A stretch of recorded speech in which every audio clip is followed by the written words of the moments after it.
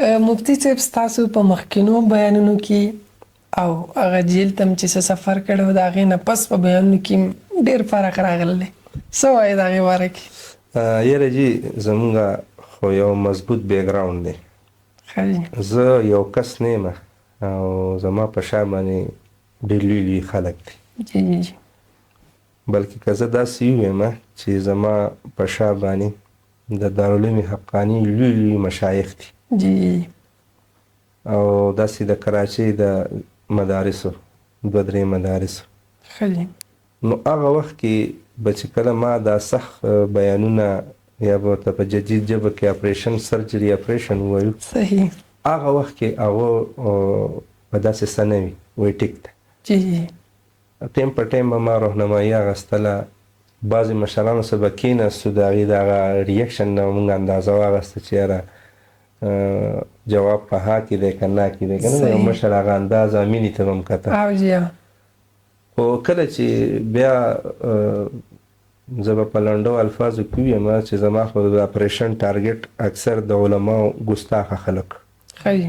انټي کم علماو هغه به راووته او ډېر په جارحانه انداز کې به د یو عالم دین بې ادبي بې عزتي کوله که لوکل و که په اپر سټیج وه جی جی نو د هغوی به ما د دغه ځایګي نه په هغه انداز کې اپریشن کولو.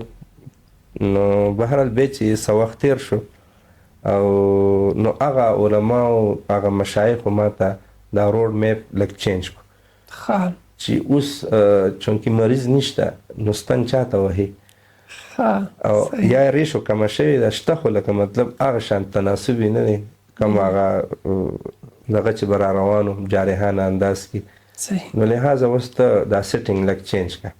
جی جی نو بهرحال هغه سیټینګ باقاعده ما د خپلو مشرانو په وینا باندې چینج کړو خو زه به پکې دا خبره وکړم چې زه د دواړو تجرباتو نه تېر شو. ښه جي. زما 15 کاله جارحانه موډ او بیا زما 4 ساله والا نرم موډ شو. جی نو ما به دې 4 سال کې هغه خلک چې هغه زما یا د اسلام یا د علماو انټیو هغه ما کیچ کړه. ښه زما سره پوره ډیټا ده. صحیح دي. کم خلکو چې به لکه زما وجود برداشت کول به ورته ګران نو هغه اوس ماته هارونه اچوي.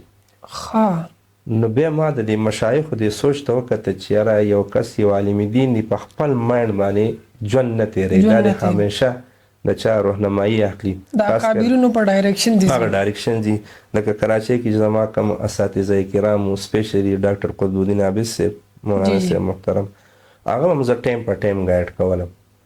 نو هغه وایي چې یاره هغه سټایل اوس ته پرېږده اوس ژبه پستې والا سټایل ته راوله خو بهرحال په هغې کې ما ډېر زیات ښه آوټپوټ مخې ته راغی چې په عصري ادارو کې کم جدید ذهن چې دی نو ډېر حده پورې ما کامیابیانې حاصل کړي د علماو سره مې جوړ کړی دی.